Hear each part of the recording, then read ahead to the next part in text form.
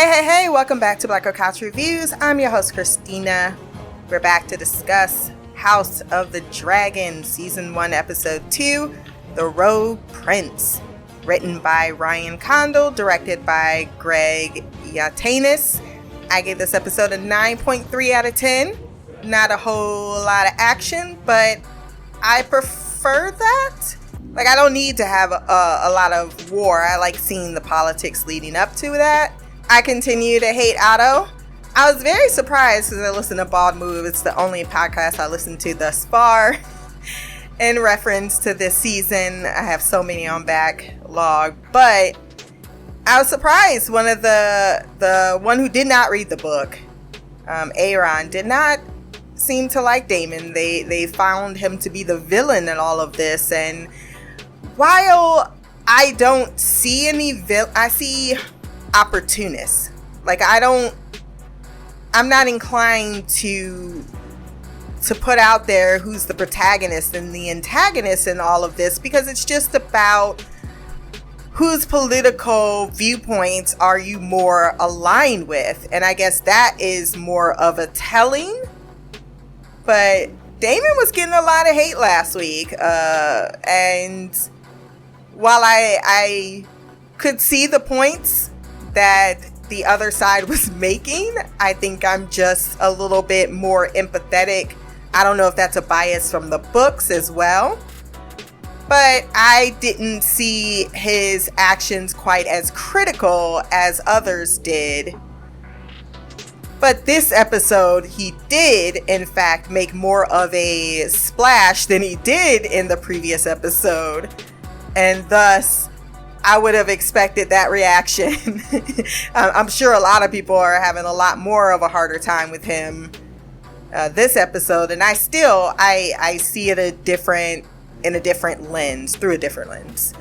Before we jump into the review, wherever you're listening to this podcast, Apple Podcasts, Podbean, Stitcher, iTunes, wherever else podcasts can be found, go down to the rating section, drop some stars, leave a review. My social media will be there as well.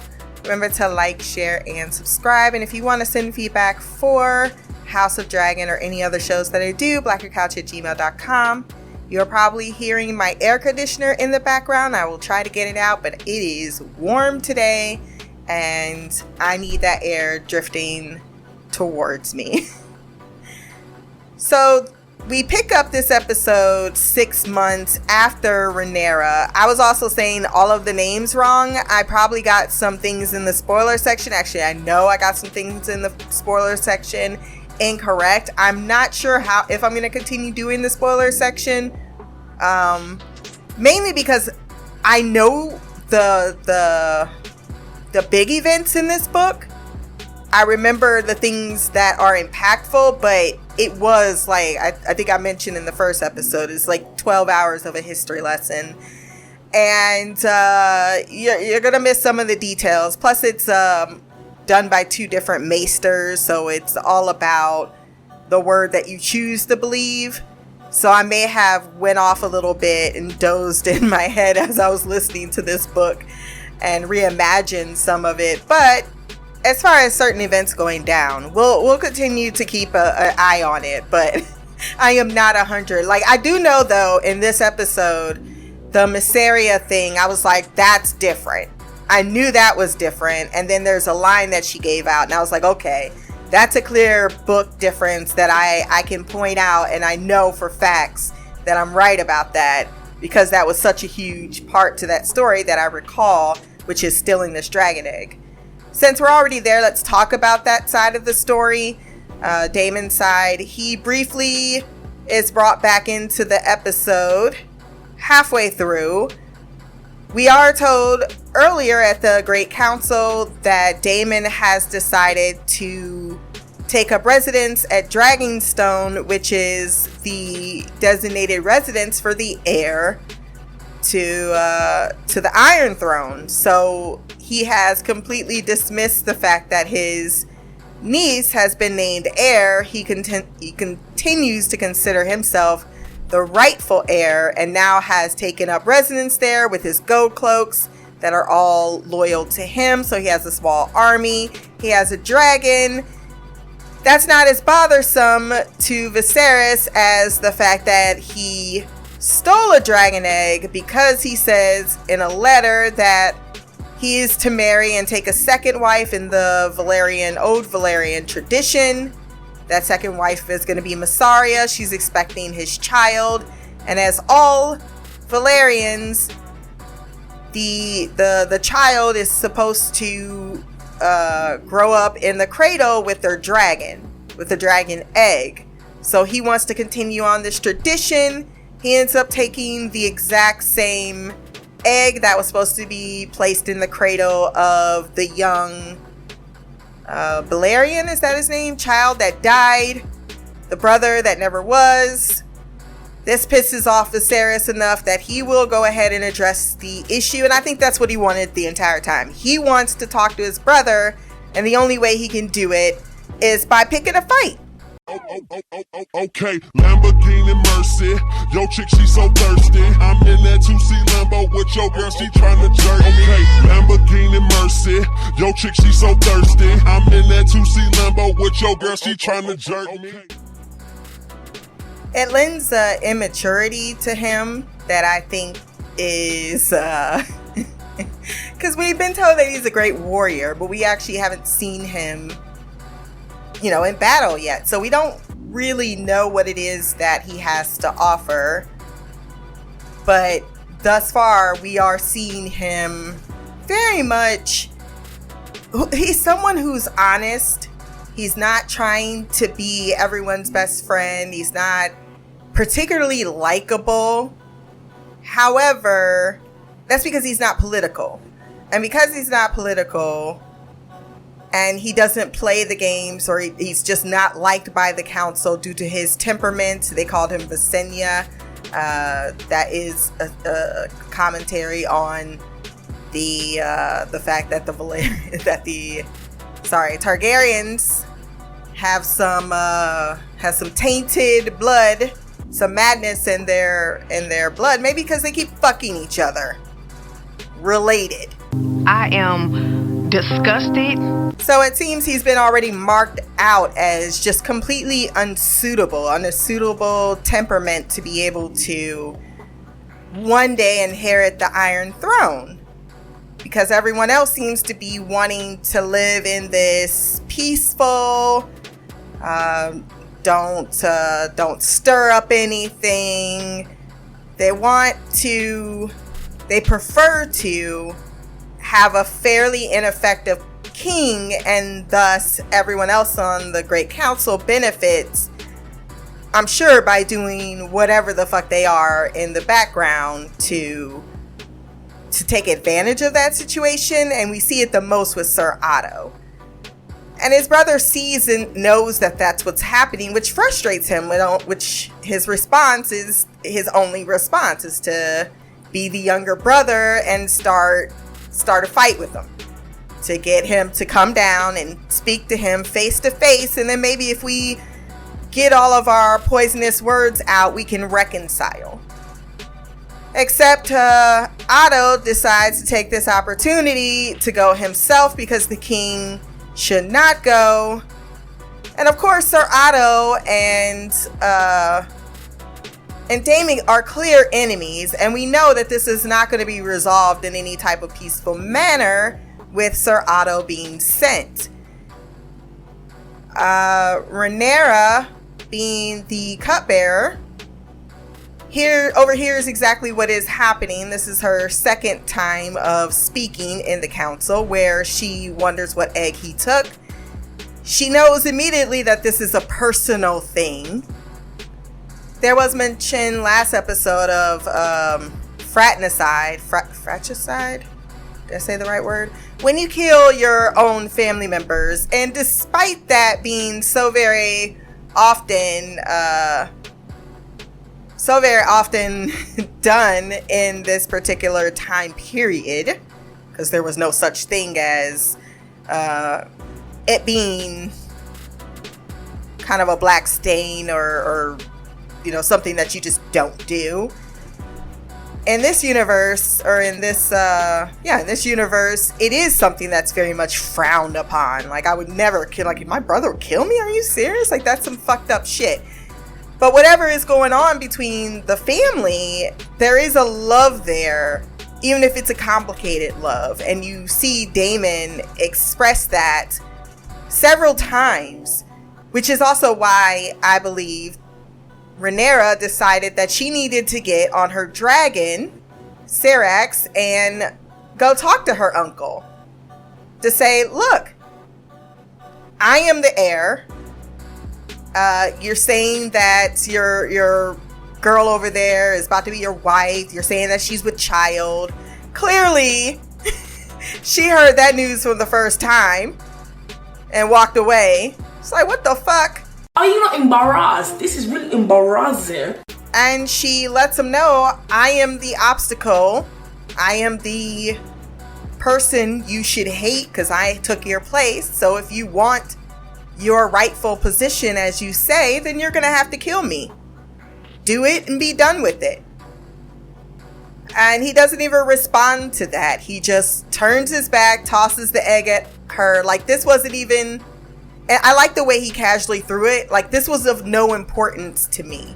This was not the point. The point was to speak with my family member, to address me, and not just, leave me in the midst of whatever because we're upset with each other. I think that she showed more tenacity than... he shouldn't have been so easily talked out. Oh, it's not safe for you, my lord. I need to go talk to my brother.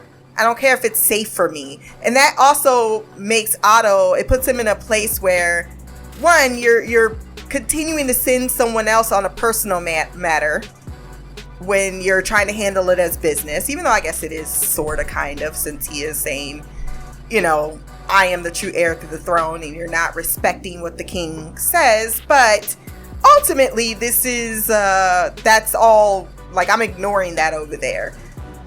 I do think that he had more respect for his niece for showing up and having the conversation and addressing him to his face. And I think that's where Viserys, despite what he likes to say, doesn't really want to confront his brother. He just doesn't want to deal with that. He's like, I know he's going to have points, and I don't want to hear what those points are. And the situation is squashed. He ends up going to talk to Mysaria, who's not excited to be a pawn. Like, look, you can play these games because you are his brother. I am a whore. He will put my head on a spike. I have been bought and sold again and again. I like this pursuit of explaining how slavery affects someone. She also mentions the fact that she ensured that a child would never be able to be used against her. So my guess is she sterilized herself. This is important because there is a difference in the book involving how this particular arc went down that caused more of a constraint between the brothers, and it doesn't look that they're going to go down that particular road, even though I feel they don't need to, because they have a whole other thing at the end. We find out with this Stepstone war that no one wants, and Lord Corlys, the sea snake, has decided to recruit Daemon to take care of this particular situation, to go against what the king has demanded, because quite frankly, what he is losing, it can no longer be, like, he doesn't have that connection now, that because he was trying to present his daughter Laena as a marriage match to the king. We hear from Viserys earlier that he remarks, well, ever since the Great Council had come together and elected me as king, I have felt Lord Corlys, his envious stare, looking over.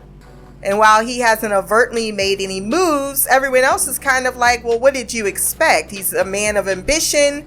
He has a wife that has just as fair, or not fair, but a right to the throne as you do, or validity to the throne. He's the most powerful man in the world in Westeros, and he's not sitting on the Iron Throne. He wants some security, and the throne is not offering that security and not action. And now the inaction of marriage has been tossed aside for, I'm not even sure what kind of match you can make with a 15-year-old girl, even though Laena was 12. But it feels as if with Alicent, and that's her name, not Alicent, that we'll talk about that in a minute. Let's just go back and finish up the Daemon thing. But I really like this last conversation, because after he's denied and he's like, you're addressing your king, he looks over at Otto. He's just like, ooh, I know. Pussy ass bitch. That's what I hate about Otto. It's because while everyone is very upfront and naked with their ambitions, he's very much insidious with his. And then he has the audacity, or the caudacity, to stand up and pretty much undermine the king with his own personal agenda, when clearly, and then on the other side of his mouth talking about how it's not politically okay. Like, we need to do what's best for the kingdom. This was what was best for the kingdom, but that's not what you wanted. You wanted what was best for you. And thus, you put this in place 6 months ago, so that when this question came up, you knew that man was going to make a emotional decision versus a political one. And that is going to cause so many problems.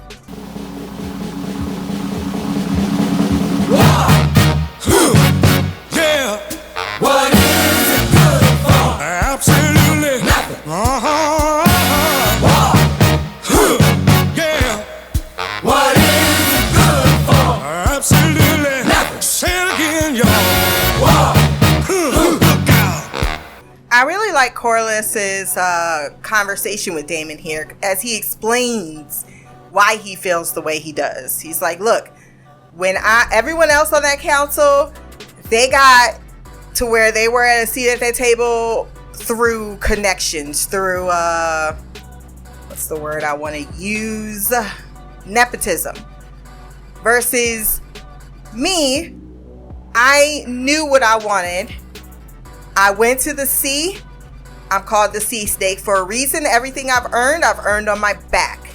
Basically, off the sweat off my back. Like, I've put my body on the line.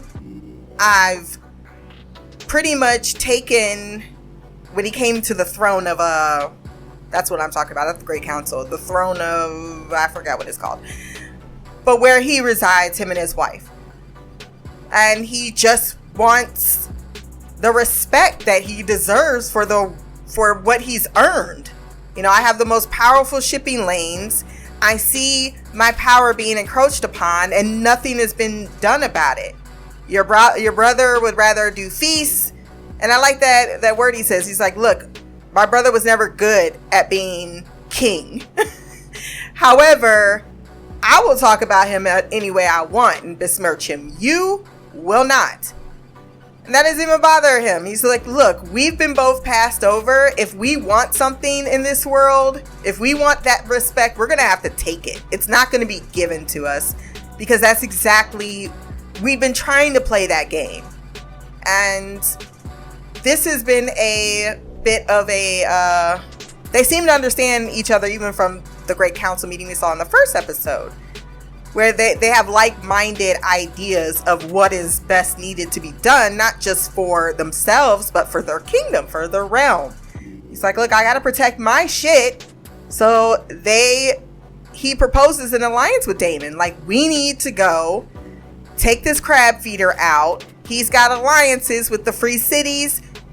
He doesn't want to shake the tree, but the tree is being shaken no matter what. And now that this marriage to Laena is no longer a show of force to the kingdom, as Rhaenyra stated earlier, then we have to find a different way of a show of force. And she proposes with their dragons. but very quickly is told by Otto that she should go out and find other things to do besides man's business, despite being heir to the throne. Stop being a busybody and mind your own damn business. I think that's all I have to say about the Daemon part of the story arc. I am looking forward to this team up. I'm probably going to enjoy it. The crab eater looks amazing. He wasn't really described in the book, so it was nice to give him kind of this mysterious mask of a face, but we see what he does to his victims at the very opening of the episode, that they're pretty much tied to barks of trees and eaten alive by crabs, which is disgusting and not a great way to die. He also, no, not tied, he nails them to trees. So he's pretty sadistic out there on the open seas. They discuss this in the Great Council. It's the first thing that is, well, actually, they're talking about other things of no importance for the most part, except his Daemon's illegal occupation of Dragonstone. He's like, what do you want me to do? Send him to the wall? I'm not going to just get rid of my... Like, that's the huge part that Otto can't get over. He wants absolute supremacy, and even though he has it, he still wants to fuck with Daemon, but I guess Daemon's still fucking with him back, so there is that. So he really doesn't want to address the triarchy because he's saying, look, we don't go to war. That's not what we do. That's not what the people want to see. It'll be a huge loss of life. Rhaenyra, as I stated earlier, thinks that we should send the dragons as a show of force. Did she mean that for... I think she might have meant that for Daemon, though. And not the Stepstones. Even though I feel like she said it when Lord Corlys came in. I could be mistaken. But yeah, he comes in. He's upset. Otto's standing there being like, you know that's your king. You're not equal to him. But I'm like, bruh. You over there speaking for this man. You son of a bitch. You piece of shit. You fucking goddamn fucker. Listen, fuckhead. You have fucking crossed the line. I really hate his face. That's just where we're at right now. So Rhaenyra is sent to... Because one of the King's Guard, a senior leader, passed away in his sleep. So they need a replacement. So she's sent to choose the knights. I love the effect of the stepping stool because as a short woman, I get it. You gotta look over this like, what the fuck? So she is accompanied by Otto and by Sir, because I know that's Graham McTavish and I love him. What is his name? I think he's something of Westerling. And a few men are brought forth who have caught poachers. Rhaenyra is watching, and despite the first two that are offered, because she just looks at him after she hears that he caught a poacher, like, okay, you might want to thank him for his service. Oh, thank you for your service. I didn't know I was supposed to dismiss you so prettily. Then she is like, okay, has anyone seen combat? And the only person that has is Sir Criston Cole. She likes Criston Cole. She gave him her favor at the tourney. She has a little flirtation. I like this actress. I really do like her. I'm kind of sad she's not going to continue. She's only playing the younger version of Rhaenyra. But she kind of asks him about his experience. She makes her choice. Otto tries to push back and say, no, you should make the political choice. She says, my father needs to be protected, and so do I. Because this is going to be a knight that protects her. So I don't need someone who's going to be useless. And I don't think my father would agree. Like, you made me come do this. I'm doing this. Don't push back on me. There's many talk of him remarrying. And this is brought up when Corlys and Rhaenyra have a private audience where he says, look, I understand tempers were flying.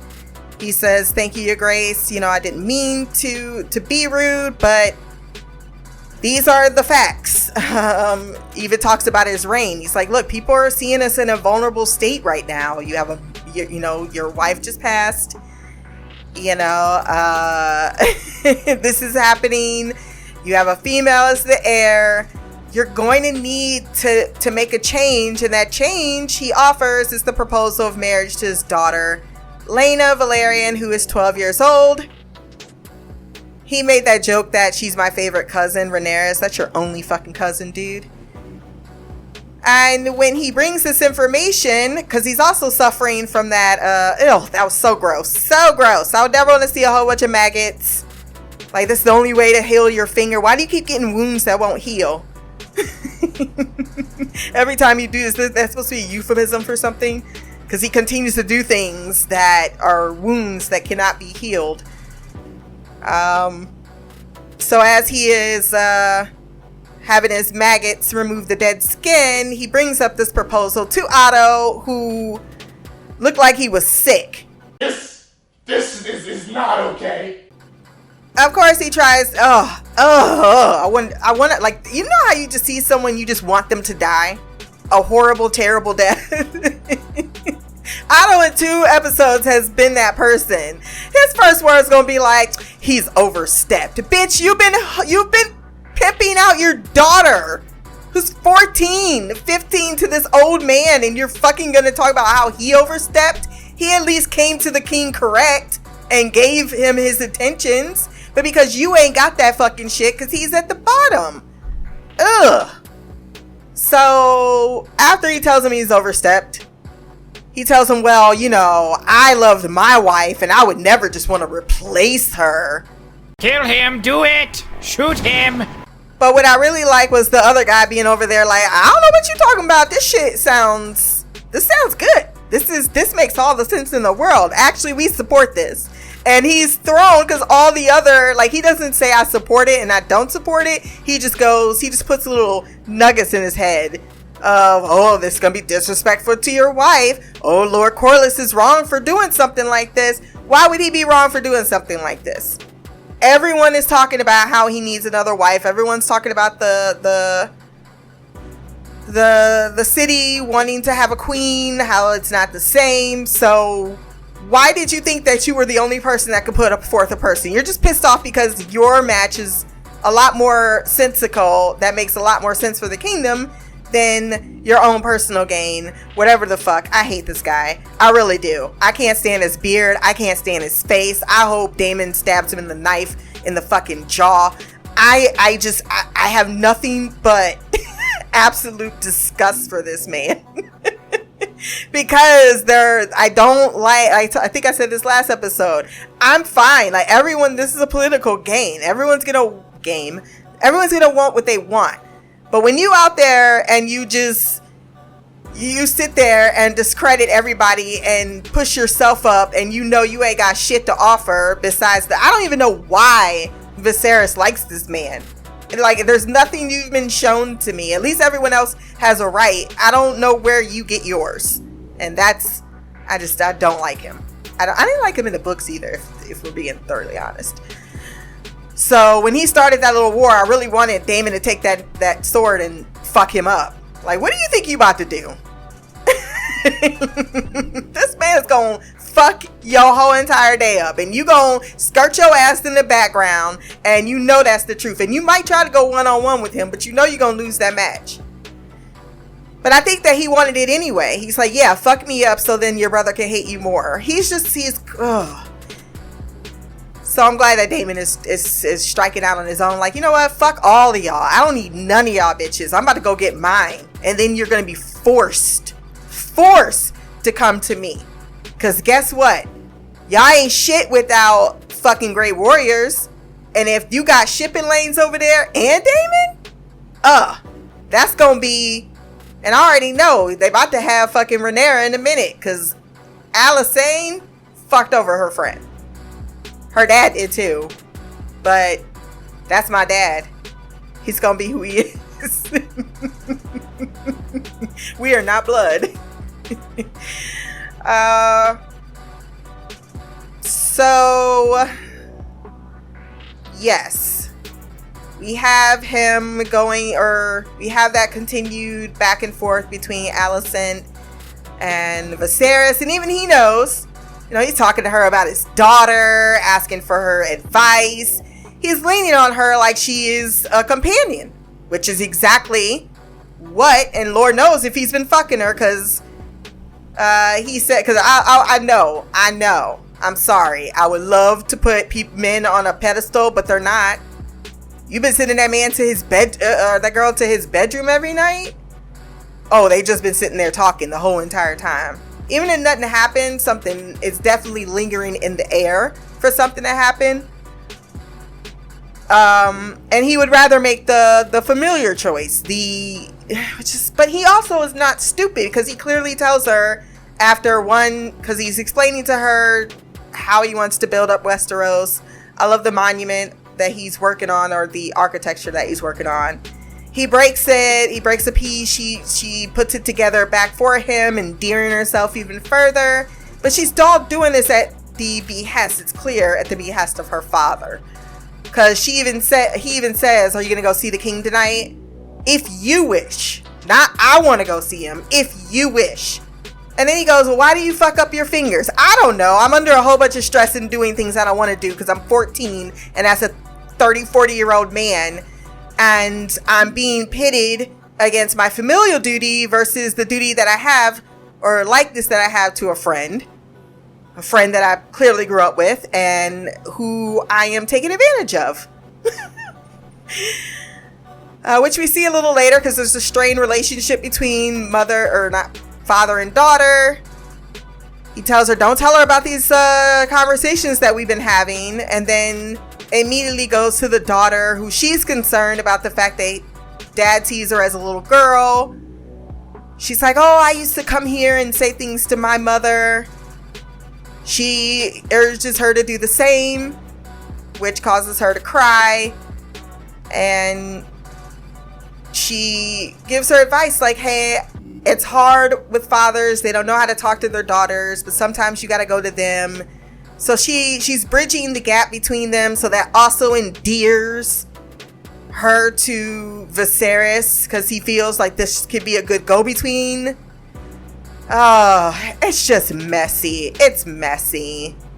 Because that's what the times is the times. And we were arguing about this, me and my friends, because I don't feel, despite how the TV precedes it, that it was the norm.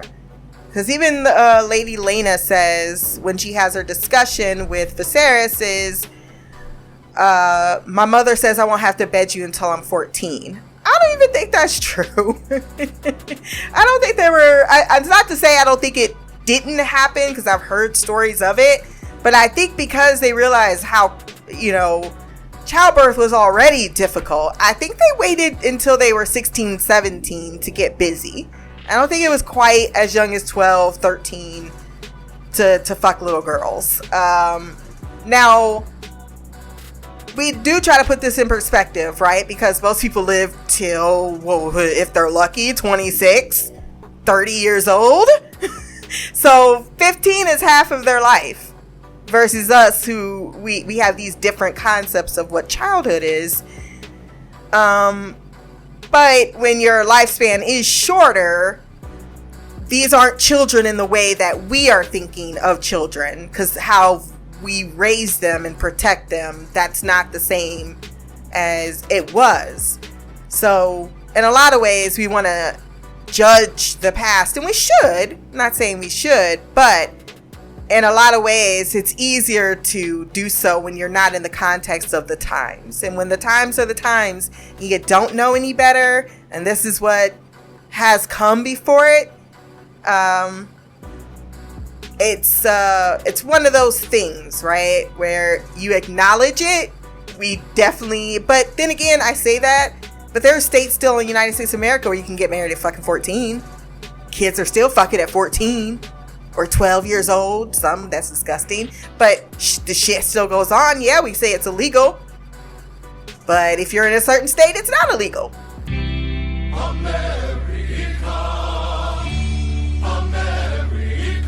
America! If you have a certain amount of money, you can do it for a very fucking long time, Jeffrey Epstein. Legitly.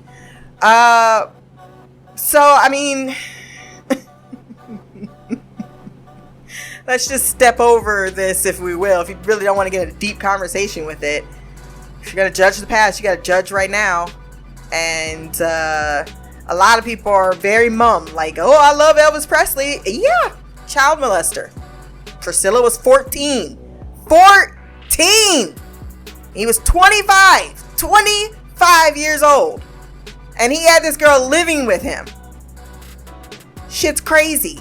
And nobody said a fucking word. That was in the what, 1950s, 60s, 70s? No, not one word. Let's go back to the episode. Where were we? I know I'm all over the place. I skipped a few parts. Oh yes. The meeting with because she's watching the meeting with Lena, who is adorable. I love her. I love her as a character. I can't, between her and Nettles, you know, of course one is actually black and the other one has been what's the word? I don't want to say, because I do feel while they did, because you know, you say I can't think of the word. I don't want to say it wrong. Gender bent, racially bent, I guess would be the correct way.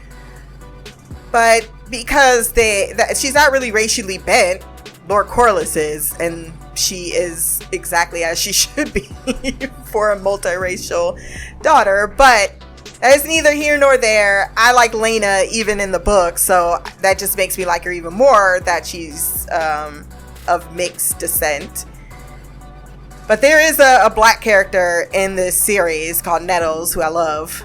But I don't think we're going to be seeing her anytime soon. So I am going to love Lena. I love that she brings up Vhagar, which is a dragon.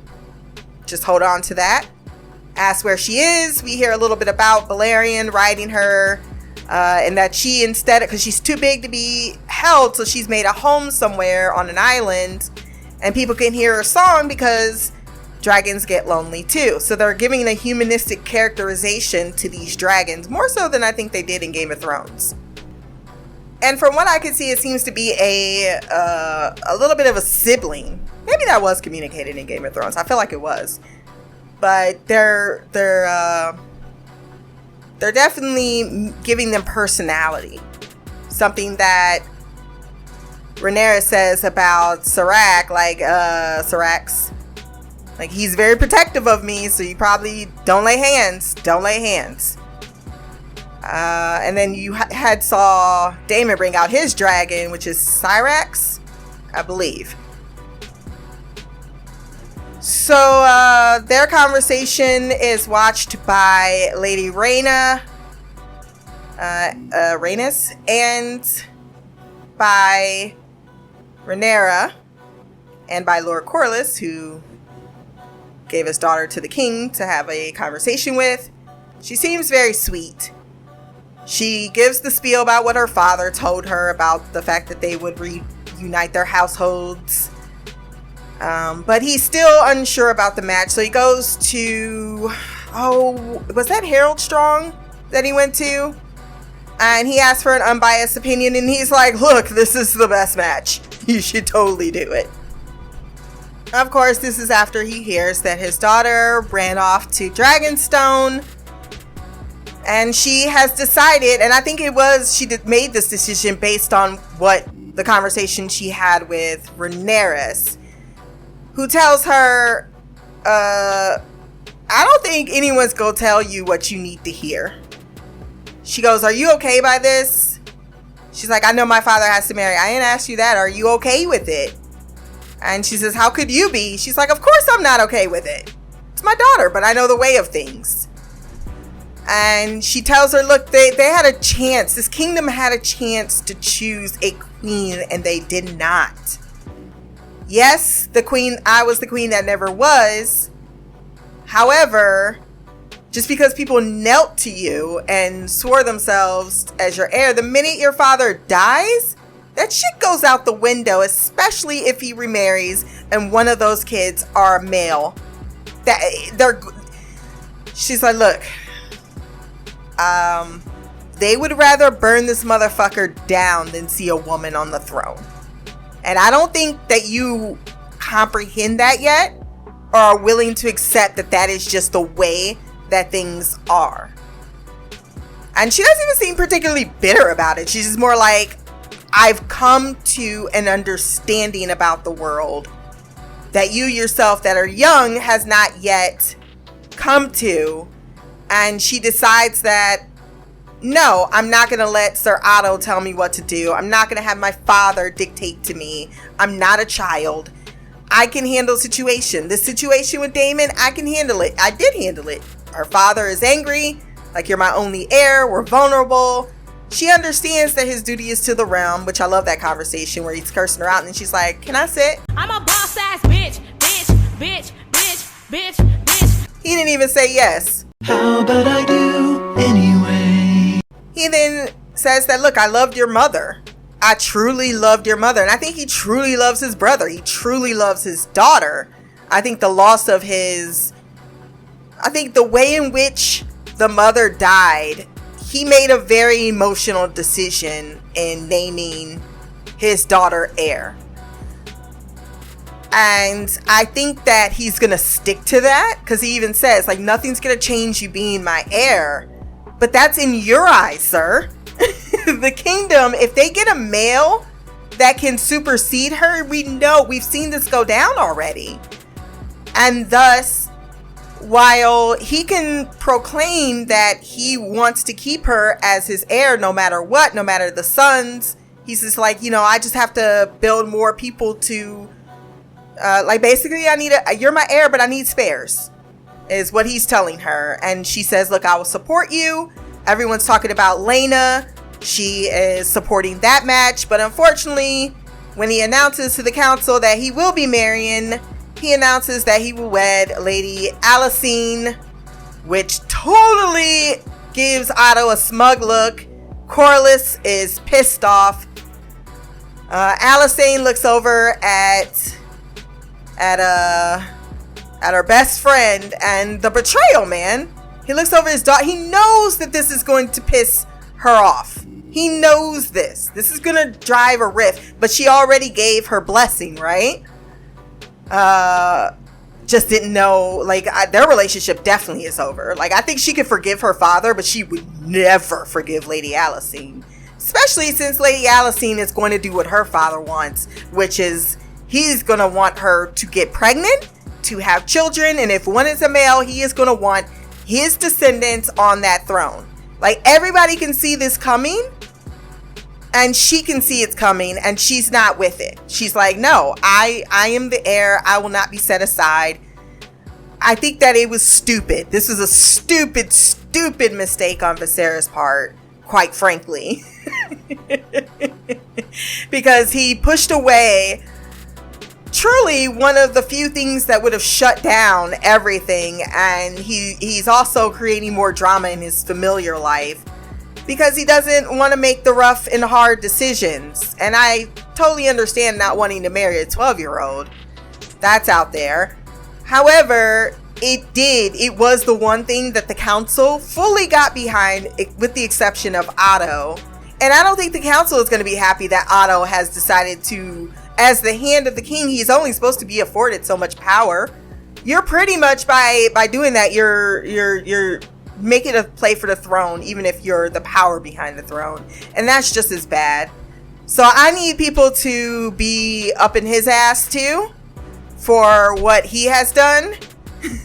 I don't think he should be hands to the king. I think he should be removed as hand to the king, because this is too far. You're holding too much power, and it is all nepotism, and it's nothing to do with hard work. It's everything to do with whispering in this man's ear and him trusting you.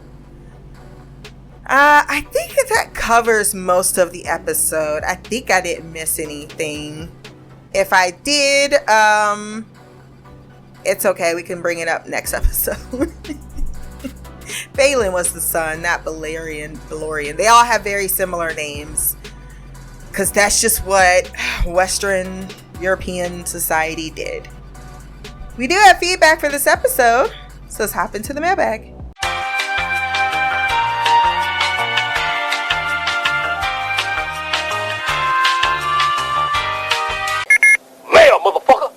Hello, Christina. It's me, Shy. I am here to give my feedback for the House of Dragons, the new series, the prequel to the Game of Thrones show that I did not watch.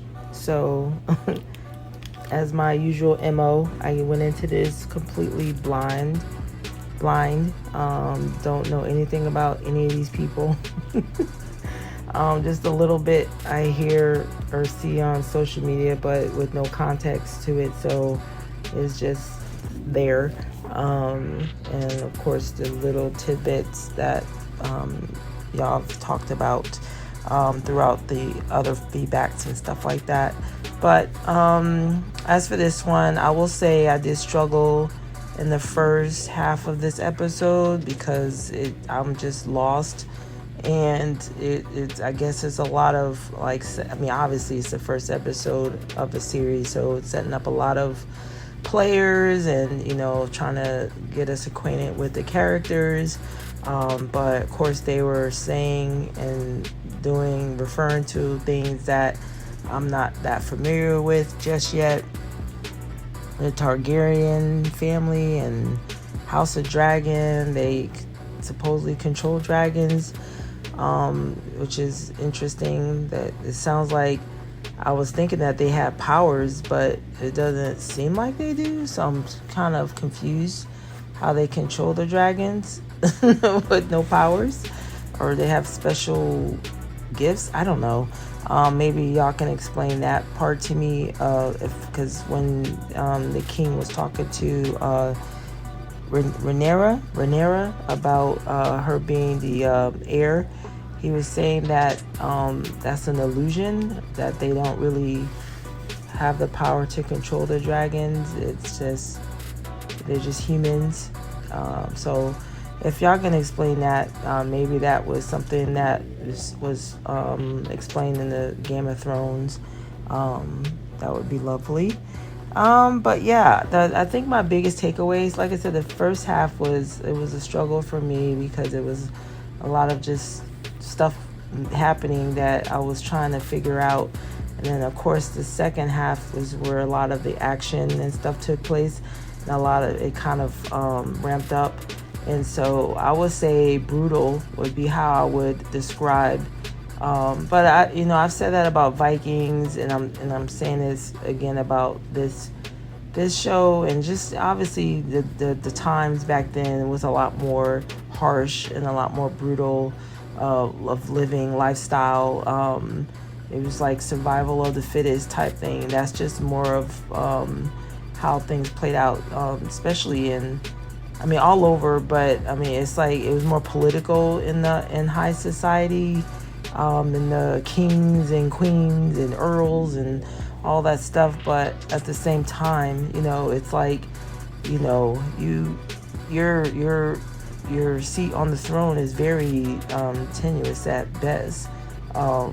Just looking at this, and of course, that correlation between Ragnar, even though he did have a son, but he wanted lots of sons, I guess, to ensure that their legacy is carried on, their bloodline is carried on through their sons, their name. So the more you have, the higher chance you have of someone surviving and having children, so that, because again, it's a brutal existence. So in this one, I forget the king's name, but he's wanting this son. His wife Emma keeps getting pregnant. She had the daughter Rhaenyra, but every other birth has either been stillborn or miscarriages or all that kind of stuff. And so it's been rough, and she's put her body through a lot to try to give the king his heir, which is, again, it's like the utmost importance when you're highborn, is to have a son, because they don't think of women as someone that can be the successor to a king. And boys are higher up in the hierarchy, so to speak. So we see that happening in this. and the horror, this, oh my gosh, this brutal C-section that they impose on the queen without her consent. And it's like, you're just gonna do this. I mean, they just hold her down and without no medication. Obviously, I know the times, and of course, whoever he was, a priest or the doctor or whatever, I'm assuming doctor, was like, yeah, I've heard of this thing that, like, wow. But I mean, sadly, that's how a lot of our and you've talked about this in your Jones Chronicle podcast sometimes about the history of certain things, and this is one of those things. It had to come from somewhere, these procedures, these surgeries, and it wasn't always pretty in the beginning, and they didn't always get it right. And many women suffered for it. So in this case, the queen did, because it was like her or the baby, and obviously it was more important for the baby to be born. So he picked the baby, basically killed the queen, and then none of it ended up coming to pass because the baby died as well. But it was a boy, so he was right about that. So there's that. And then there's that brutal thing that they do with the sticks that we saw in Merlin. I forget the name of javelin. Is that what it's called? Which is their version of the brutal sports. And today we got boxing, MMA, football, all that kind of stuff. So it continues the tradition of these types of sporting events.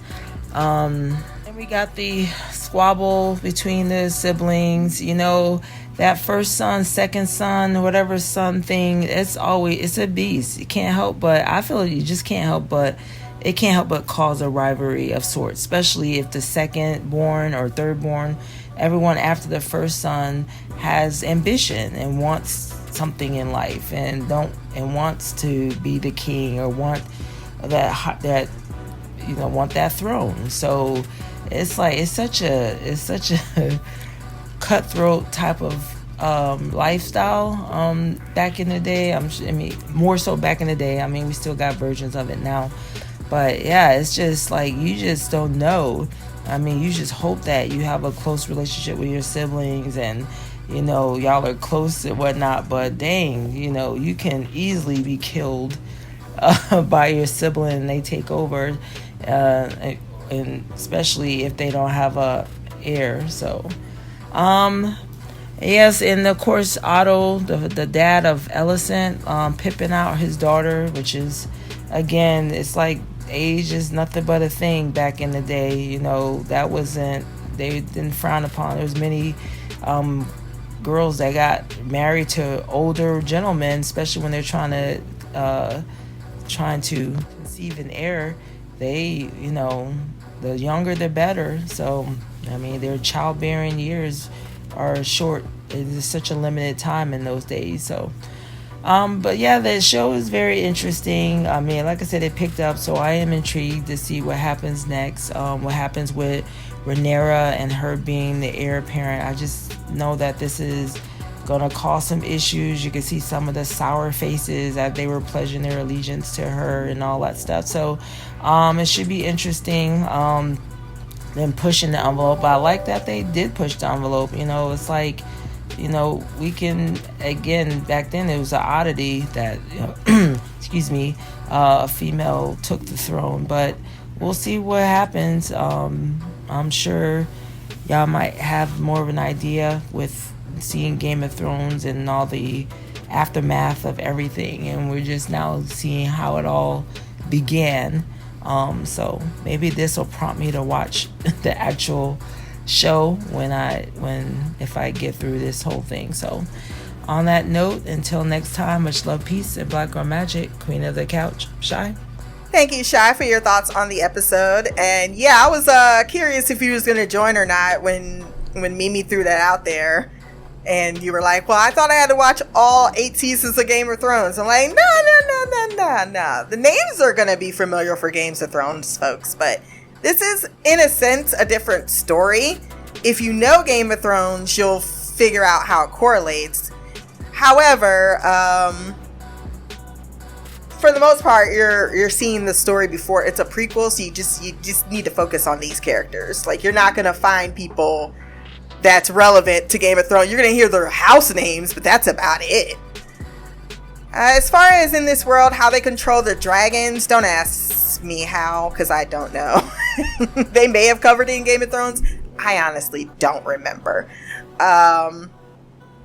So I'm going to say, from what we've seen thus far, it is based on a more familial type of relationship, in that the dragons are the ones that truly, like, they are, for the most part, they've managed to create a bond with them. But it is something that it does require, you know, they have people that are, what they call them, dragon, not riders, but they have those, but then they also have the ones that keep them, right?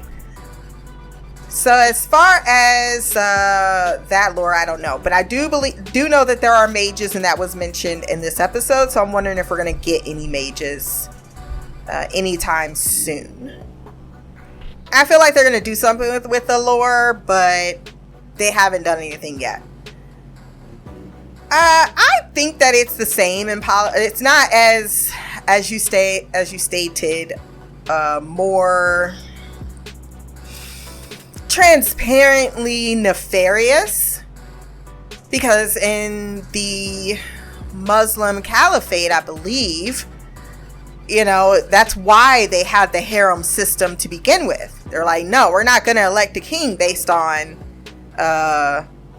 you know, we're not going to have one woman and a civil war. It was commonplace that once you were chosen king, whoever your siblings were, they were murdered. And that was just the way to keep the peace.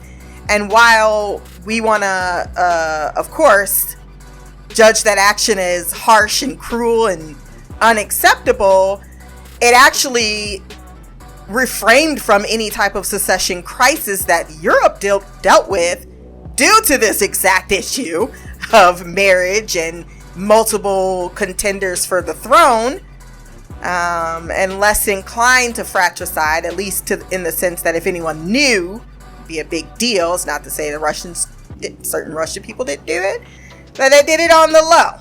They did it on the low. But I think some of the nefarious ways of politicking hasn't changed. It's just a different medium in which that is being toted out. Ragnar, and his sons, yes. I think that it's a natural disposition, though. I mean, we want to, because on one hand, you cannot and you should not honor a male child before a female child. However, when you talk about, and I think it kind of goes down to what you say when in the reference of survival of the fittest. This is actually very common for, I mean, I've heard it so many times that I don't even think, because I don't want to sound pretentious and start correcting people like, well, that's actually not what it means. I think that we've been using survival of the fittest, that's how it was taught to me, to mean differently than what it actually means. And this happens quite often in history, that things are retold to fit a certain idea. And this has been a statement that's been a justification of power and strength, but actually survival of the fittest has absolutely nothing to do with it. It's an evolutionary and biology term, and fitness actually refers to not someone's ability of strength or their might or endurance or health. No, it's about your ability to successfully reproduce, to have surviving offsprings. That's what survival of the fittest meant. That was the natural selection of things, and why the woman had so much power, and why men continue to steal and have created this new story, because that status quo was not acceptable to the male species outside of nature, right? Because if you go into nature itself, that's where natural selection occurs, where women are able to ascertain and choose the best mate dependent on their ability to show that they can successfully reproduce and provide for surviving offspring. An example, if a very strong lion sires one offspring, he is considered less fit compared to a physically very weak lion that has sired 10. Right? So when it comes down to biology, it's absolutely nothing to do with the ideas that we keep putting out there and perpetuating as strength, as the fittest. But it has absolutely nothing to do with those male traits those toxic male traits that are perpetuated. It's a myth. It's made up. Like, make everything else up. Now that I'm off my high horse about that, I just needed to clarify that. What they're doing is they want simply foot. It's not something that involves, like, it's an explanation. It's also something that Charles Darwin, who also thought that women were pets, capable of being smart, intelligent pets, but pets. It's taken a lot for Western society to get out of that mind and thought process. That's why America still is the last fucking country not to have a female president. I'm sure there are a few others, but come on. We're supposed to be a leading figure in the world, a superpower, so to speak, but technically we've been so behind Europe. It's like, yeah, let's not get back into I was doing a rant the other day about Lincoln, and nobody was hearing me until I really started breaking some shit down. And then they was like, what? I didn't know that. I'm like, yes, I know. No one's going to teach you these things. Unfortunately, in our society, they've already written a story. And that story is the story. And if you want anything past the story, you gotta go searching for it yourself. Because ain't nobody, they ain't gonna tell you. They are not gonna tell you. I did see a lot of criticism. I agree. Me and Mimi were on the same page. It wasn't so much that the queen had to have the inner. My biggest issue in him choosing the son over the mother, my biggest issue is she should give her the choice. Don't not tell her. That's just plain courtesy. And maybe in his mind he thought not telling you and they don't give that. That's how much they respect the woman. Her opinion doesn't even matter. Even if her opinion would have probably been, she would probably have said, "Suit me up with some more of that poppy of the thing," because that is drugs. That's heroin. In case you don't know what poppy is, or opium, one or the other. Yeah, they're kind of still derived from heroin. One or the other. She was drugged to a certain extent, but yeah. My biggest issue, because I don't think she was going to survive. I think both of them would have died. There's some people that were debating, well, maybe nature could have saved them. But yeah, but if we're talking statistically, a breech birth in the Middle Earth ages, yeah, you might as well just start doing last rites and preparing the funeral, because they're not going to survive. They both were very much destined to live. It's not that he made a wrong choice. He went about that choice incorrectly by not giving it to the woman first and foremost, and secondly, not giving her the agency to be informed of said choice. But I do believe that though she was going to survive. They were not going to live. I'm glad that you brought up the fact that we found other melees, if not this very violent way. There is boxing and MMA. Football's the exact same, where they keep suppressing all of the documentation about how those concussions fuck you up and change your psyche. Just look at the Chris Benoit story. If you want to talk about how someone's mental capacity could be altered by the multiple, fake chairs that really was a real chair taken to the fucking face. I mean, the boxers, we look at Mike Tyson, and like, Mike Tyson was a problem before. Boxing didn't help Mike Tyson. It didn't. It just made him more of a monster. And I don't even say that in a way of like, I think he's evil. I mean, he has very low impulse control, especially around his anger. And yeah, we keep acting like these types of sports aren't. And I've watched some MMA because I will highlights anyway.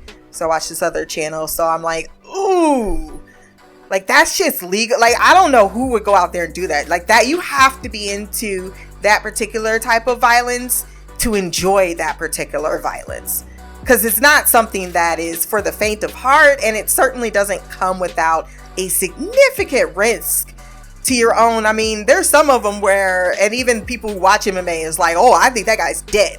Why would you want to watch something that has a probability of the person being murdered? That's not entertainment to me. And I know I like action movies and blown up stuff, but that's because I know it's fake. So yeah, maybe someone could do a psychological, but probably is a dissertation on what the fuck, why people enjoy that as much as they do. I'm not judging you for enjoying it. I fully don't understand. And yeah, I think that is going to pick up a little bit. Definitely. I think what I did like about this book is that it is a civil war, but it is pretty much prognosed out the beginning. I mean, just think about everything that King Henry VIII did for a male heir. I think I brought this up last podcast. And then he ended up getting a female heir, and that female heir ushered in more of, defeated the Spanish Armada, was able to be successful. You look at Queen Victoria, you look at the current Queen Elizabeth. So that stupid idea that proliferated for so long, so many people died over the sex of a child, and yet when you finally put a female queen in there, they broke the expectation. They continue to show the expectation can be broken as far as their competence, and still America's still not there. And this is how many generations later? So that says a lot. It really does. And I am looking forward to hearing your feedback on the next episode. Queen Mimi did join the party, so let's hear how she felt about the second episode. What up, Stina? It's Mimi. This is feedback for House of Dragons, episode 2 of the first season. I did watch this the Sunday I was off, so it's been a long time. So I'm going to do the best I can to remember. I'm probably just going to hit the bullet points. I do remember there was a time jump, which we all figured, which makes sense. I knew it was going to be something like that. I just didn't know how long they were going to do. So the one thing I remember is the king, Viserys, is that his name? Viserys? No, it says about that. I'm just going to call him King V because I can't remember his name. He's been spending time with his daughter's friend, and she's been in the chambers in her mama's dresses trying to get in, and it clearly worked. Now, before I go any further, Christina, I've been waiting a really long time in my life to say this to you. But you were talking about incest, like never being okay with you always being gross. But I'm about to be devil's advocate to you so that you can feel what me and Shai feels all the time. Now, the way our lives are in this day and age, in the time period, and even how we were raised, we were always taught that incest is not okay, it's nasty. But that's how we grew up. If you grew up in a time period, or let's just even say a culture, let's say it's 2022 and you're in a culture that's not around other people, and you grow up next to your brother and you've been told your whole life that you're going to marry him and you guys are going to keep the line pure and that's going to be your husband, you don't know no better. And that's all you guys know. And that's what'll happen. The only reason we think, a cousin marrying a cousin, or a uncle marrying a niece, or a aunt marrying her nephew is gross is because that's what we were taught. I am trying to understand it from the perspective of this show. Now, I'm going to just jump backwards to the Game of Thrones. And the reason I didn't agree with it was because Jon Snow didn't agree with it. He wasn't raised to understand that was acceptable. So him and Daenerys couldn't have never been, because Jon Snow wasn't about that life. And I stand on that. That's why I wasn't. But if he would have been okay with it, I would have been okay with it, because that's their culture. You know, it don't make sense to me. I think it's gross, but that's how it is. Like, you know, I am a believer, like, if a adoptive brother and sister live in the same house and they grow up and they never think of each other as siblings, but technically, legally they are, I feel like they have the right to be because if we're thinking about brotherly, sisterly relationships, it should feel wrong. But, you know, sometimes it happens. I think like cousins being together is gross in this culture, because we know, they know that's not right. But if they grew up and that's an open, honest tradition in their family, like, I have my own opinion, but I'm not going to thrust it on them. That's their right. Like, that ain't got nothing to do with me. Like I said, I'm trying to be open-minded and not judge this. I'm trying to look at this show through the eyes of, you know, the times, and like, and not feel any like certain way. I'm just trying to look at everything the way I'm seeing it. And I'm trying this new thing where I'm just trying to just absorb it. I'm not trying to judge. Like, I think, what's her name? I want to call her Raina, but I don't think that's it. Princess Raina. I think her friend was bogus as hell. But I mean, I get why, his secondhand Hightower, whatever his first name is, why he sent his daughter in there. It makes sense. I can't stand him. I'm sure that's what we're supposed to. I don't like Daemon either, and you're fucking in love with that weird ass looking man. I think he the way he approaches his brother is wrong. Like, you know, this man is trash, and you can see him for what he is. But instead of trying to just get your brother to understand and be on his side, you keep doing underhanded shit. Like, why are you surprised that your brother reacted the way that he just lost his wife and his son, and you in a bar with some hoes and your friends cheering the fact that his son lived for less than a day? Everybody grieve in their own way. Bullshit. You knew damn well what you was doing. You was cheering the fact that you was about to be king. Like, that's just the bottom line. And for him to sit there and pretend like that's not what it was is some bullshit. He is wrong.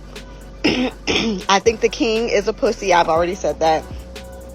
The only person in this scenario that I really like is the queen that never was. Like, she is a boss bitch, and I really feel like, you know, I understand, you know, she understands her place. I think she would have made a fucking awesome queen.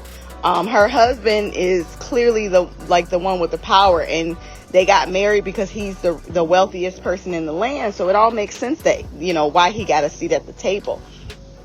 But I mean, and I do like the princess too, but I don't think that she wasn't prepared for the throne, and I don't think it's gonna be that easy for her. If she ever makes it on there, I don't think it'll be because of her. She was raised to be a queen to a man, and that's all she's gonna know. Like, the kings are prepared, like the princes are prepared their whole life to become king, and that's the way they're treated. She is the lady pouring all the water, and she hears all the gossip, but just their reaction when she suggested to just show a sign of force by just bringing the dragons there, which was a really good idea. It made sense. Like, y'all letting these people, like, I understand you're trying to protect peace, but if protecting peace is costing you money, and they're deliberately trying to show that they're taking stuff from you, and they're doing it deliberately, like, for you to just sit on it is stupid, because you want to continue the king's peace. Clearly they don't want peace if they're going there stealing stuff and destroying ships and killing people in such a disgusting, miserable way with those crabs. Like, that got to be an awful way to die. It looks terrible. So everything that's happening I blame the pussy of a king because he's going about this shit in the absolute wrong way. I understand, like, his reserve for wanting to, like, be engaged to his cousin's daughter. She I guess she was 12, but she looked even younger than that. I don't know why they picked the tiniest looking 12-year-old little girl. She looked like she was 8. Maybe because they just wanted to reinforce the fact that she was young. I'm not saying I want a 12-year-old that looks like she's 18, because then people are gonna, like, I just know how human beings are, especially human males. They're gonna look at her and be like, oh yeah, you should definitely marry her. No, I know they wanted to reinforce that she was little, because she wasn't even developed. And a lot of 12-year-olds I've seen nowadays at least have some type of female shape, because I got my period when I was 12, which technically would have made me a woman.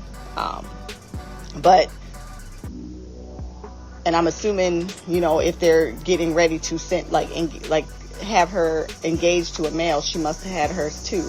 But she just looked so little, and I was like, how old is she supposed to be? Like, walking down what is that called? I learned that from Bridgerton, when the promenade, like, walking next to the king. And she gave back the speech talking about I'll be a wonderful queen and give you many sons. Like, oh God. Ugh, wonder how many times she had to practice that. I don't know. That scene to me was just really like, whew, I get it though. It would have made a very strong match, because clearly homegirl's daddy got money. And it seemed to me like, I don't know if, okay, I know I'm jumping all over the place, but I'm just trying to give you an overview of what I was feeling instead of going scene by scene. But when, what is his name? The black guy. I'm going to try and get names next episode, I swear. But it seems as though he was put on that seat specifically because he's the wealthiest man in the land. And the only reason that he's not able to be king is because the Targaryens have dragons, and they have a lot of them, is what it looks like. So it seems as though, like, when he was giving Daemon that speech, it just came across to me as like him saying that, yes, even though I'm still, I'm wealthy, I had to fight for this seat at the table, because y'all don't want to see this strong jawed, smooth black skin, gorgeous looking man out here with all this money sitting at this table. And I had to get myself here because y'all wasn't gonna put me here. That's the vibe I was getting. I don't know if that's the way they wanted us to hear it, and maybe I only heard it like that because I am a black woman, but it just seems as though they didn't want him to be here, which is probably why they were questioning him every time he had something to say. They were looking at him like that. But I mean, granted, he was talking to the king crazy, but I'm surprised that he went against everything everyone said and didn't, follow the match, only because she's 12. Okay, but the other girl has no ranking at all, and it's your daughter's, I'm assuming they grew up together. If that's been his second, she's probably her maid hand, is that what they call it? So they grew up together, and you've been looking at this little girl, growing up with your daughter this whole time. That's not straight. To me, his logic didn't make sense.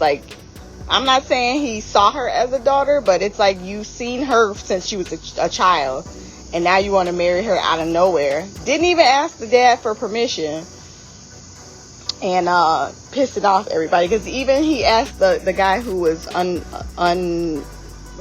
unbiased opinion, and he said you should marry her. I mean, granted, he's old. Who knows how long he got left, especially with that infection that he had on his back, and then it's spreading everywhere else to his finger. And for the record, any skin that's black, if the outside of the skin is black, its infections start in and go outward. It's probably necrotic, which means his whole finger's gone. So if they don't cut that finger off, which I don't think they did back then, he's probably don't have much long. So I don't know how long this king is gonna be alive for. They showed me the preview for next episode, so if he dies as soon as I think he's gonna die, this shit's about to get real. So I'm very excited for this season. Just last note, don't like Daemon, don't like the king, can't stand fucking Hightower, love the queen that never was, her husband, he's clearly ambitious and he wants more than he's gonna get, and that's just life. But I do like where this is going. It looks like he's gonna team up with Daemon, even though Daemon was like clearly on like is gonna team up with him. He clearly got his brother's back because he was like, look bitch, I can talk about my brother but you can't, basically is what I got at that last conversation. So he still loves his brother even though he wants his throne. So I guess we'll see where this goes. It's definitely getting interesting. So until next time, love, peace, hair grease, black girl magic, queen of the couch, Mimi out. That was Queen Mimi with her thoughts on the episode. So I'm gonna get to your one of your first points that you brought up last, because I'm like, oh, you don't want to step in this ring, ma'am. You know I just be holding back in these podcasts, right? As far as don't make me start. I literally just signed up for BBC Select just so I can watch more documentaries. That's how much of a knowledge whore I am. So first thing is, I do suspect there will be several time jumps in this season. So I agree with you there. I got my period at 10, so I was blessed, as they would say. That's what when I was going to church, when I was forced to, when I was a child. That's what I go into church, I'm all sad, and it's like, it's a blessing from God. He got plans for you. That doesn't make my cramps feel better right now, okay? I don't know what the fuck's happened. I'm 10 and I got a B cup. This is not, I don't know what plan this was supposed to be, but it definitely attracted all pedophiles in the neighborhood. So if that was the plan, it's a fucked up plan. I think they meant to show, yes, women were engaged to men at this age, but going back to what I stated earlier, and I guess we could get into that a little bit, because I was wondering, I was like, how, and I still have to look into it more, because I've only looked into half of the research. From everything I found, so not concrete, just shoving me off my thing, and if anybody want to contribute, definitely blackgirlcouch@gmail.com or leave a comment below. But from what I'm finding, while many marriages in the Middle Ages or prior there were a lot of marriages that began at that early age. A lot waited, like I think there was another marriage couple where they waited till they were released. Now, I don't know the exact age. I'm not saying 14 is it, but I feel like it was older.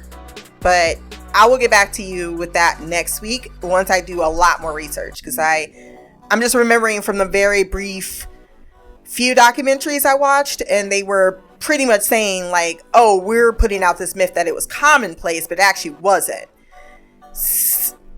We'll get back to the other thing. But I do think that they made her look so young and him so much older, because they do want to point out that even if it was the norm, it's still weird. It's weird, right? Lord Corlys is his name, the black guy, but I'm also gonna start coming up with pet names for people, because it's getting so hard to say all these people with S's, like Rhaenyra, Rhaenyra, Lord Corlys, Alicent instead of Alicent, even though it's spelled Alicent. I think there are racial undertones, though, on the way in which they've presented the character of Lord Corlys. They would be silly to not see those particular. I mean, he is very dismissed. He's someone who has the most power, and he's still asking, right? And the fact that he is asking and he hasn't, even though he was pushed aside, and he isn't taking, and yes, they have dragons, but you can still make their life a living hell. I don't think that's what he's interested in. I think that he's respectful of the realm's decision, but he wants to protect his own. I'm not going to allow my shit to be fucked up because you want to be over here fucking up. You hate Daemon. I think I'm going to be the only person in his thing. I don't see he has ambitions for the throne. I think he wants to be respected. I think he wants, and he did, that was what he had in life, right? The only thing to my, as the second son, favor is that I'm heir to the throne. What am I after that? He has to define that, and I think that's what he's going off with Corlys to do, now that that is no longer what he has been expecting his whole entire life. That's what he's been living into, so that one day he could be in the position of taking over as heir, as he was told he was. That's not, to me, that's not ambition for the throne. That's just, you want to be at the seat of, when you're being forbidden power, and then everyone doesn't like you, and they keep trying to, they've been encouraging your brother, the king, to push you aside and get you out of any real power. Of course, I'm then going to fight back against that position. I think the person who's seeking more than anyone the throne is Otto, but through his descendants. He can't make that move himself. He's displacing the legitimacy with his own legitimacy, and that makes it different versus an heir that is being set aside and continuously having his power diminished, and then him wanting to be more of a closer asset to his brother, and his brother being like, no. I think if he really wanted the throne, that's what would happen. There would be that conversation. I do laugh every time you say House of Dragons, because now you got me to say it, and I have to correct myself that it's House of the Dragon. But I also understand exactly wanting to say that, because it sounds better. They would amputate back in the day. That's actually more common than actually trying to get rid of the infection. They probably would have went for that option first, at least on the battlefield. Can't speak for maesters. I think they probably would do a little bit more. So to the last point that you were making about inbreeding. Now this is the big thing that I think Europe tried to push as, this was commonplace. Everyone did it. What you talking about? Yeah, of course they put that story out there, because they were the only fucking people doing it. And we're American, which means that Americans are technically cousins to the Britain Europeans, because they were doing that shit. But nope. It was not commonplace. Actually, out of all of the examined skeletons, I think it was 3% that had incest? So not common. Not only that, Orthodox Christianity, which was Russian society. Then you have Roman Catholic, which was Spain, Portugal, and almost everywhere until the 16th century, 15th, when Protestantism kicked in, and that was only picked up because it was a small part of the religion in there. So even like back then, like you had to get a certain that's actually, I think some of it was used to divorce people. Oh, well, we were too closely related. It was only the goddamn Habsburgs and the gosh damn Britons that kept marrying their people to try to get into to secure power that were doing that. But a lot weren't. They weren't. Most of actually wasn't. It was mostly, as I stated, the side of the country that was still trying to promote that shit. Everywhere else, though, it was not. Inbreeding was not tolerated. It was considered a sin by the church. It was not looked upon. People at this point in history understood that you needed more of a gene. Like, they knew that from fucking back in when they were fucking their cousins and their relatives and their whatever. If you go look at our closest bononos, that's what they do. If you go look at on them, the cousins fuck their moms, the moms fuck their children, the dad. You see this one, it was so terrible, where he's dragging his kid because he wanted to fuck him. That's that's what nature says, to do what you need to do to get them that seed to continue on. But it was not. It was around cousins through marriage. Uncles and nieces, no, that shit was not good, because they knew your offspring would not be great. It's why Tsar Nicholas from Russia, why his only male son, had fucking hemophilia. It's why hemophilia is passed all through the thing. No, and people wouldn't even marry into those families because they knew that they had that fucked up genetic factor in there. I'm not saying that it didn't happen. Of clearly we have situations, scenarios in which it did happen. But to say that they did not know is false. They did know. They very much were aware of the fact that inbreeding with too close of a relative was not okay. It was shunned upon. It wasn't acceptable. You didn't grow up thinking it was great because everyone grew up into the church. That's just whether you stuck to those beliefs or not. People did what was convenient, not what was right, not what was acceptable. So no, they didn't grow up thinking, I should totally marry my cousin or my sister or my whatever the case may be. No, it was always seen as something that was perverse.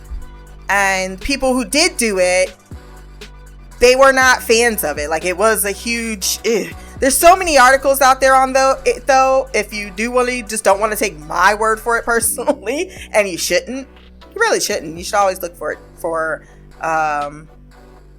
certain things yourselves, but definitely at least by the Middle Ages, if not sooner, people just didn't fuck each other. It just like I said, if you watch the show See, like, they even had this conversation where it was a close-knit community, and they're like, no, we got to go out and seek other, because we know that our blood is too tainted. They figured that out pretty quickly, because as stated, the results of that shit is pretty evident when it comes out of your womb. You're not going to have strong offspring. You're going to have weak offspring. And then what's the point if that is the point of marrying, is to produce these strong offsprings? The Habsburg did it. Really, Egyptians did too. I always bring up the Habsburg, but the Egyptians did it. Now, they did. They were marrying their sisters and brothers, and that was the norm, right? But you have to think, they were pagan. They were not Christianized. So anywhere that was Christianized, which was most of the world, because you go back to the Romans, but even the Romans were like, no, that shit's not cool. That's not cool at all. They actually, someone did, and there was a huge backlash. That's why they would make up stories of Nero fucking his sisters and stuff, because they knew it was disgusting. They knew that it was against the grain. It was not something that they was like, yeah. So I just had to address that out there, because that is a myth. I think that is spread to excuse that, and it's simply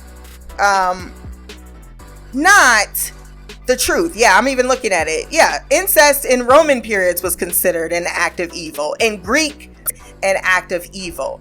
Barbarians considered it an act of evil. It was only when we needed to make political alliances did some people go, well, and even then it would not be, very rarely would it be a very direct blood, like, oh, we so close, it's like second cousin.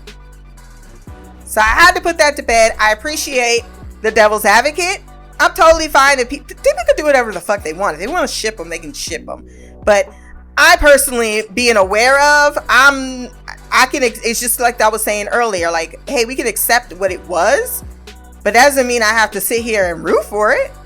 But if you want to root for it, I'm not going to be up in your business telling you otherwise either. So that's where I'm going to leave it off on this podcast. If you have any additional feedback to add to that, I'd be very interested to hear. blackgirlcouch@gmail.com. Or you can leave a comment below as stated. My social media will be there as well. Remember to like, share, and subscribe. Until next time, peace, hair grease, and black girl magic.